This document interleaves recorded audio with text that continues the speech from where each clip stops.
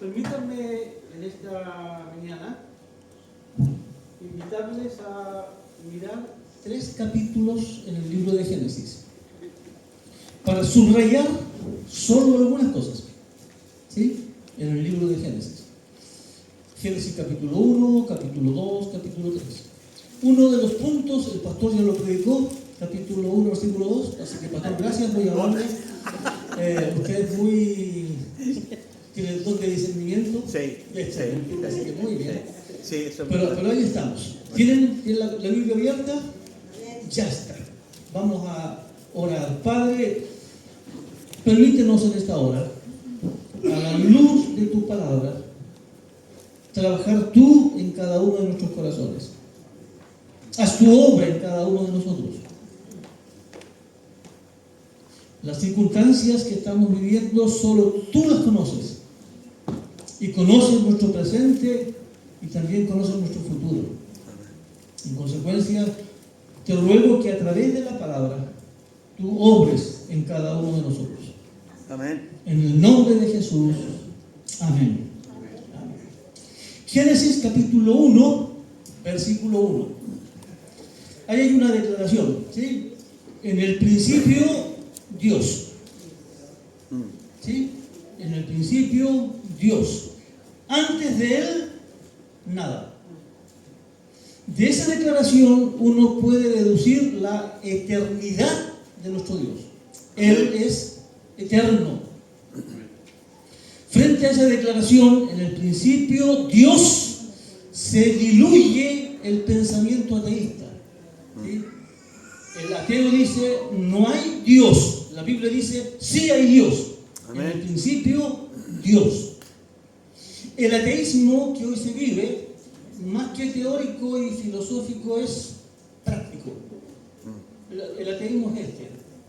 No importa si Dios existe o no existe, lo que me importa a mí es que ese Dios no tiene nada que ver conmigo. ¿Sí? Ese es el ateísmo de hoy. Es un ateísmo práctico. Si existe o no existe no es mi problema. Pero él no tiene nada que ver conmigo. A la luz de la Biblia, en el principio Dios. Y se rompe el pensamiento ateísta. Y se rompe el pensamiento politeísta. O sea, la creencia en varios dioses. El Dios del sol, el Dios de la luna, el Dios... No, se rompe. En el principio Dios. Un solo Dios. Un solo Dios. Y se rompe el pensamiento panteísta que nos dice que todo es Dios.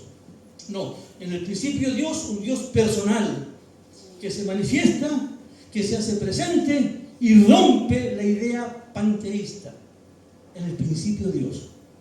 No olvides eso, querido. Eso es fundamental hoy. En el principio Dios. Y continúa el pasaje diciéndonos que en el principio Dios creó todas las cosas. Todo lo que existe, Dios lo creó. Amén. Lo que está en el cielo, en la tierra, debajo de la tierra, en los mares, todo Dios lo creó. Amén. Hace poco vi una foto de una sección de nuestra Vía Láctea. Y decía el artículo que en la sección que fotografiaron en la Vía Láctea, que no era una página, se podían contabilizar más de 600 millones de estrellas en la Vía Láctea. Y era una sección de la Vía Láctea. Y aparte de esta Vía Láctea, que es parte nuestra, hay muchas más otras galaxias y muchas más otras estrellas por descubrir. Cientos y cientos. Todo creado por Dios. Todo creado por Dios. Imagínate lo maravilloso que es pensar en que Dios creó todo lo que existe y también a ti. Y también a mí. Maravilloso. Maravilloso. En el mismo capítulo 1, versículos 26, 27 y 28, ahí está Dios. Toda la creación perfecta, pero algo faltaba. Alguien ha llamado a este evento como la corona de la creación. La creación del hombre y de la mujer. Dios dice, hagamos al hombre. Y a este hombre y a esta mujer la vamos a hacer a nuestra imagen y a nuestra semejanza. La imagen y semejanza de Dios, qué lindo es esto, la imagen y semejanza de Dios se manifiesta en mí. Porque Él es amor, yo puedo amar. Porque Él es sabio, yo lo puedo ser. Porque Él es misericordioso, yo lo puedo ser. La semejanza de Dios se manifiesta en mí y la semejanza de Dios se manifiesta a través de mí. A través de mí. Y dice la Biblia que cuando Dios crea al hombre y a la mujer, le establece gobernar, sojuzgar, administrar toda la creación y procrearse. ¿Sí? Note esto. Dice la Biblia que Dios creó a un hombre y a una mujer. ¿Lo notó? Grítalo afuera. ¿Sí? No hay más que un hombre y una mujer para formar familia. Nada más que eso. Nada más que eso. Y pensaba anoche en esto. ¿Sí? Si se unen dos mujeres, no hay procreación. Si se unen dos hombres, no hay procreación. Si se cumple lo establecido por Dios, la unión entre un hombre y una mujer, hay procreación. Interesante. Dios lo planificó así. Está en los propósitos de Dios para con cada uno de nosotros. El tener la administración de todo lo que Él creó y de procrearnos para que lo que un día Él formó se proyecte entre las naciones y entre los pueblos. Y llegamos al capítulo 2 para subrayar el detalle de cómo Dios creó al hombre y a la mujer. ¿Sí? Ustedes conocen la historia. Del polvo de la tierra, Dios crea al hombre. Si usted examina el cuerpo humano, va a encontrar potasio, sodio, magnesio y otros elementos. Y si usted investiga los elementos que están en la tierra, son los mismos. Interesante. Interesante. Si en la tierra hay calcio, en este cuerpito también. Si en la tierra hay potasio, en este cuerpito también. O sea, yo puedo científicamente probar que los elementos que están en mí también están en la tierra. Interesante. ¿Sí? Interesante. Y me llama la atención esa frasecita que dice, y Dios sopló en su nariz, ¿se acuerda? Aliento de vida. Sopló en su nariz. Significa que el hombre que Él formó del polvo de la tierra tenía nariz. Y eso me llama la atención. ¿De dónde sacó el modelo? ¿De dónde sacó el modelo? Para formar a alguien con ojos, con oídos, con palito, con nariz, ¿de dónde sacó el modelo? Eso lo voy a preguntar cuando llegue a su presencia. ¿De dónde sacó el modelo? ¿Sí? Somos imagen y semejanza de Dios. Me parece interesante. El tema es que nosotros, los hombres, somos creados por Dios desde el polvo de la tierra, en el cual Dios sopló en él aliento de vida, y el hombre en ese momento cobró vida y se le puso en el paraíso. ¿Sí? En el paraíso. Dicen que el paraíso era perfecto, yo no lo creo. Me parece que había una santidad relativa, porque había un arbolito ahí que decía que era un árbol de la ciencia, del bien y del mal. O sea, le llegó la noticia a Adán que el mal ya existía. ¿Sí? Santidad relativa. Y en medio de ese contexto, el hombre se sintió medio solo. Y dice la Biblia que Dios hizo a la mujer. La hizo de una parte del hombre. ¿Sí? Note eso. Dios no formó a la mujer del polvo de la tierra, la formó de una parte del hombre. Dios no sopló en ella aliento de vida, el aliento de vida le llegó del hombre. ¿Sí? Y luego la Biblia agrega que cuando Dios creó a la mujer, la creó para ser ayuda idónea. No creo mucho eso. ¿Sí? No creo mucho eso. Porque da la impresión de que el hombre tiene una ayuda idónea. ¿Sí? Da esa impresión. A mí me gusta más lo que aparece en el último versículo del mismo libro de Génesis. Dejará el hombre a su padre y a su madre y se unirá a su mujer y serán, eso me gusta, una sola carne. Porque la orden de administrar y de gobernar y de crearse se la dio al hombre y a la mujer. En consecuencia, cuando Dios crea al hombre y a la mujer, las crea para que se apoyen mutuamente, para que se consuelen mutuamente, para que se animen mutuamente, para que sean una sola carne. Y eso yo invito a que se borre la idea de la ayuda idónea. ¿Sí? En el hebreo se pueden usar otros términos aparte de esa traducción que está ahí. ¿Sí? Y llegamos al capítulo 3. Y en el capítulo 3 la cosa se pone fea. No sé si aquí hay un principio, ¿eh? Aquí hay un principio. El principio es este. Cuando la serpiente tentó a la mujer, ¿sí? ¿Cierto? La pregunta es por qué la serpiente no tentó al hombre, sino que lo hizo a la mujer. La serpiente era astuta. ¿Sí? La serpiente era astuta. Y tienta a la mujer y no al hombre. Y después que dialoga la serpiente con la mujer come del árbol o del fruto que no debía comer. ¿Se acuerdan? El día que de ese fruto tú comas, ciertamente morirás. Aquí hay un principio. El principio es este. Los que deben dar de comer es el hombre y la mujer. Porque el día en que la mujer le dé de comer al hombre, lo van a hacer del paraíso. ¿Sí? Anoten ese principio.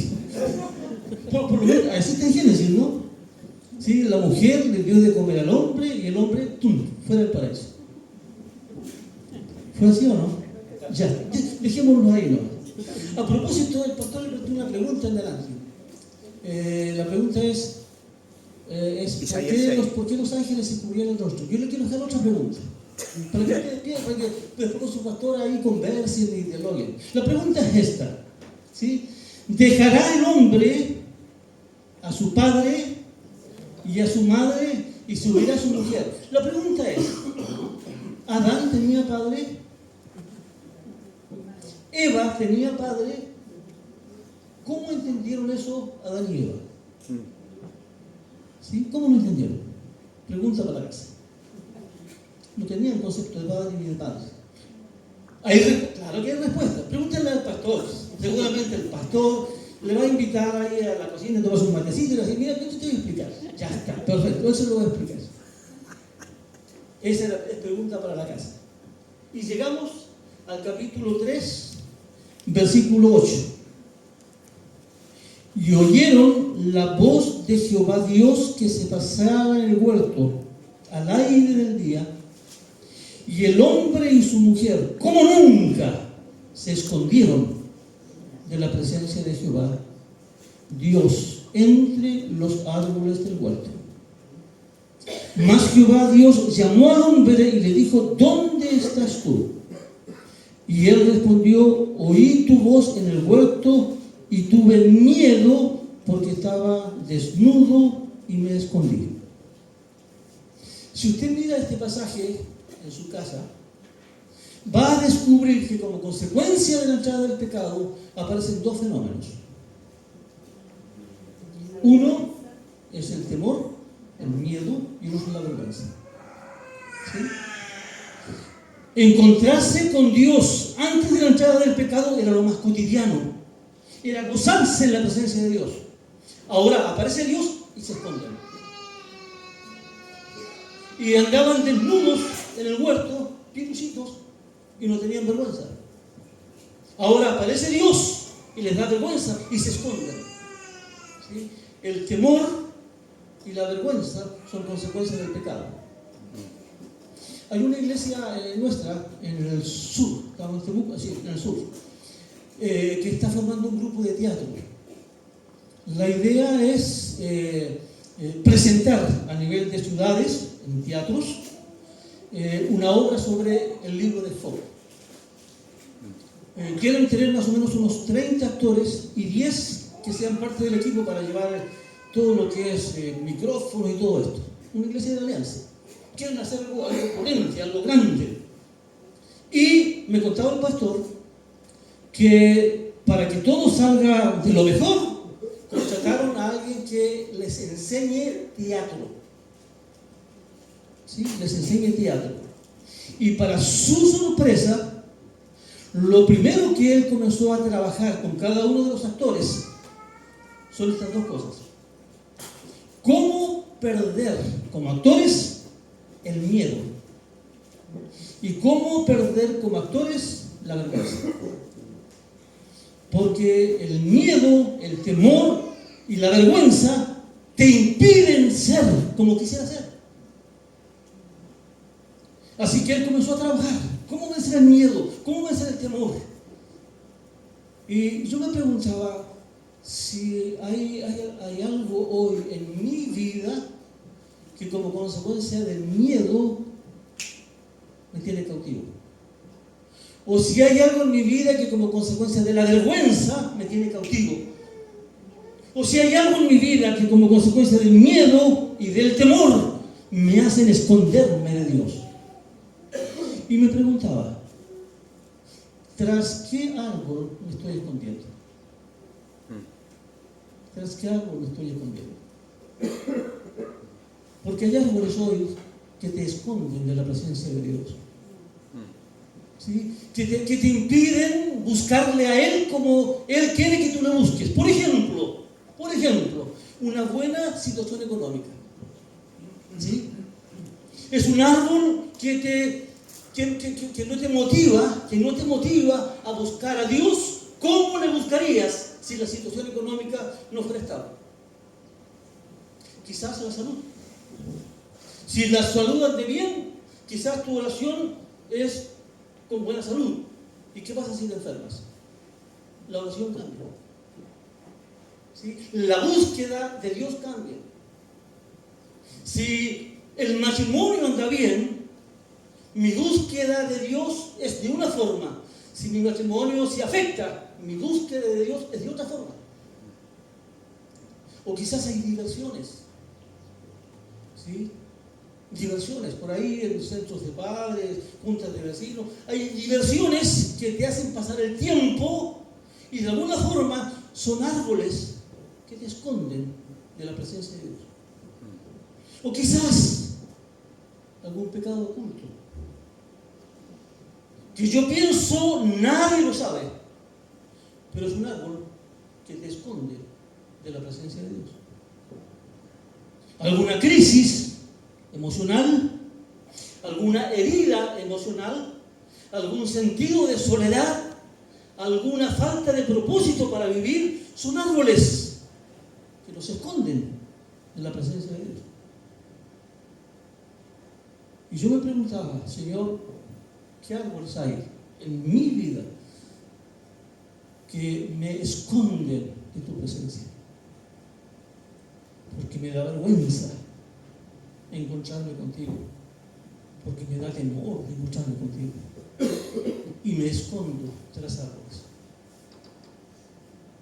Y viene Dios en su tremendo amor y envía circunstancias para romper aquello, y esas circunstancias tienen como objetivo, aunque muchas veces nosotros no lo creamos, el que comencemos a buscar a Dios derribando sus árboles.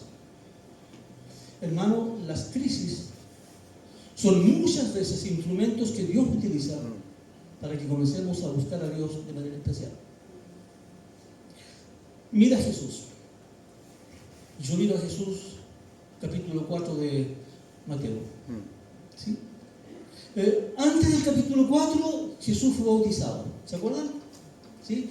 Viene la voz del cielo que le dice: este es mi Hijo amado, en él tengo contentamiento. Y viene la presencia del Espíritu como desciende una paloma sobre él y le unge. ¿Sí? Y reconocido como Hijo de Dios y reconocido como una persona ungida por el Espíritu Santo, por el Espíritu Santo, por el Espíritu Santo, no por demonios, ni por Satanás, por el Espíritu Santo, fue llevado al desierto para ser tentado. Eso a mí me impresiona. ¿Sí? Normalmente uno relaciona la tentación con una obra del diablo. ¿No será el Espíritu que me está llevando al desierto? ¿No será el Espíritu que me está llevando al desierto? Y nota esto. Amén. Cuando Jesús enfrenta la tentación en el capítulo 4, es la misma tentación que enfrenta Eva en el capítulo 3 de Génesis. Es la misma. Recuerda esto. Satanás le aparece. A propósito, permítanme decir que Jesús no fue al desierto para ayunar 40 días y 40 noches. Eso no es así. Jesús fue llevado al desierto para ser tentado por el diablo. Llevado por el Espíritu Santo. Y la primera tentación, después que había pasado un tiempo sin comer, di que estas piedras se conviertan en pan. Los deseos de la carne. ¿Sí? ¿Y qué respondió Jesús? No solo de pan vivirá el hombre, sino de toda palabra que sale de la boca de Dios. Satanás se frustró. Lo que venció a Eva, no venció a Jesús. Y viene la segunda tentación. ¿Sí? Le lleva a un pináculo de un templo allá alto y le dice: lánzate. Y la gente allí está mirando el espectáculo de tal forma que cuando tú te lances vendrán ángeles para sostenerte. La vanagloria de la vida. La vanagloria de la vida. Van a decir: wow, Él es nuestro profeta. Él es el Hijo de Dios. La vanagloria de la vida. ¿Sí? Lo que tentó a Eva. Tentó a Jesús. ¿Y qué dijo Jesús? No tentarás al Señor tu Dios. No lo tentarás. Y venció.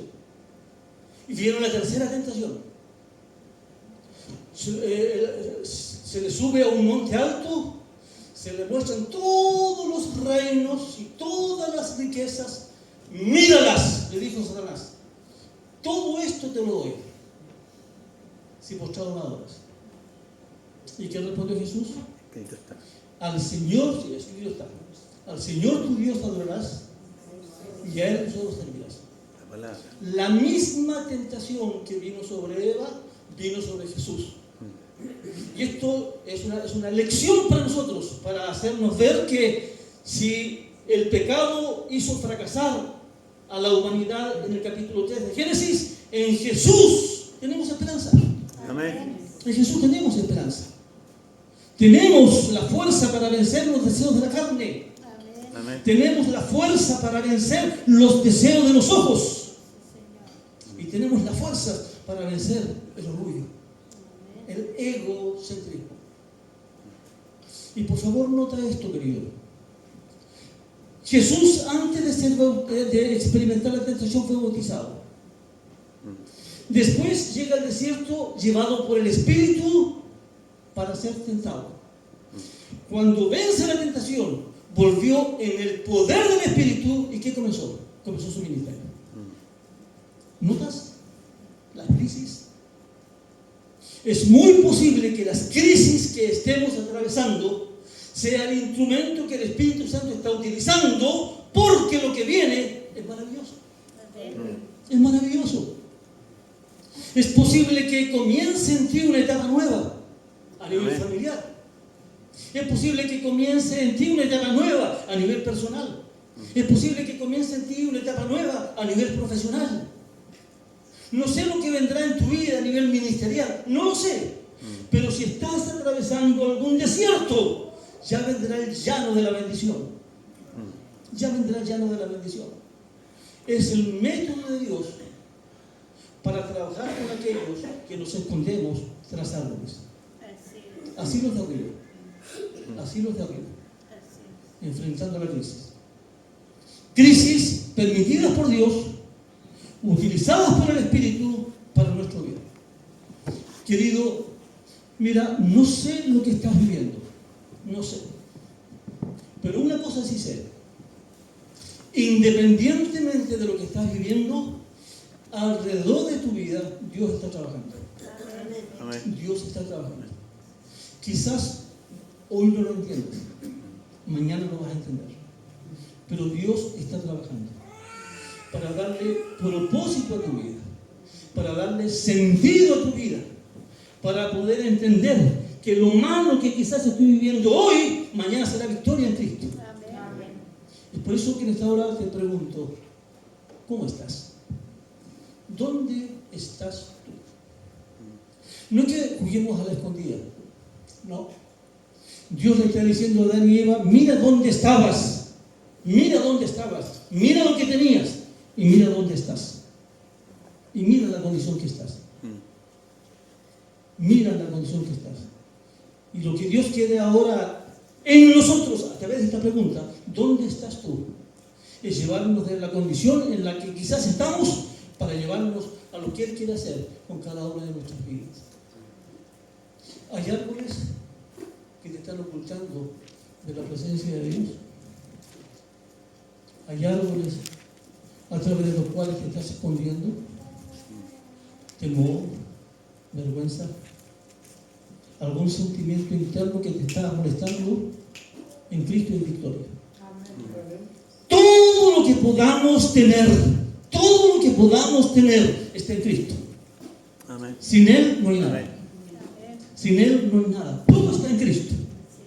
Sin Él no hay nada. Y Él en esta hora te invita Amén.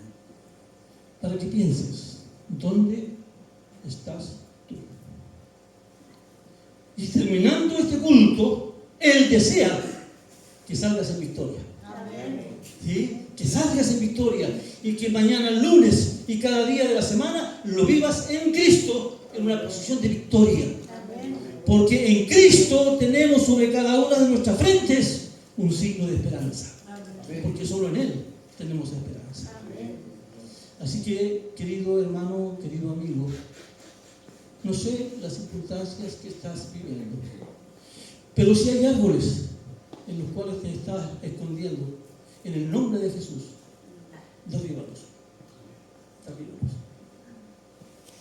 Si hay circunstancias que te están afectando, en el nombre de Jesús, vénselas.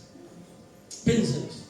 No solo de pan vive el hombre, sino de toda palabra que sale de la boca de Dios. No tentarás al Señor tu Dios. Al Señor tu Dios adorarás. A Él solo servirás. Note la prioridad. Primero la adoración, después el servicio.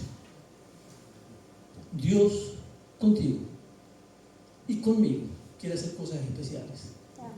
Y si estamos pasando por el desierto, tenemos esperanza. Tenemos esperanza. Les invito a que tengamos un momentito de oración. Padre,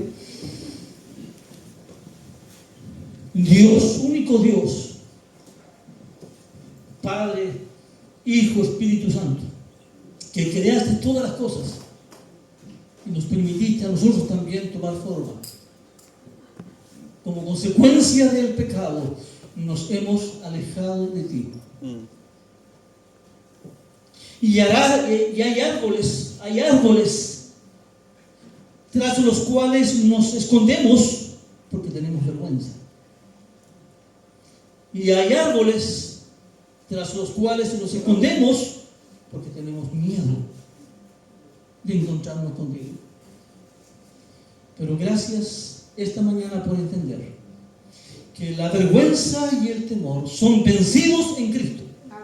Amén. Son vencidos en Cristo. En Él somos victoriosos. En Él se rompe la vergüenza. En Él, aunque estemos atravesando por el desierto, podemos decir, mañana hay esperanza. Mañana hay esperanza. Mañana hay esperanza. Padre amado, trabaja en el corazón de mis hermanos, de mis hermanas, de las visitas hoy. Frente a la pregunta, ¿dónde estás tú? ¿Dónde estás tú? ¿Alejado de Dios? tras árboles que te alejan de su presencia, tras árboles que te esconden de su presencia. ¿Dónde estás tú? El amor del Padre en Cristo se extiende en esta hora para bendecirte, para darte nuevas fuerzas, para reanimarte, para poner victoria en tu sendero y para entender que todo, absolutamente todo, lo tenemos en Cristo. Amén. Y que sin Él no tenemos nada. Padre, tu bendición sea sobre esta congregación.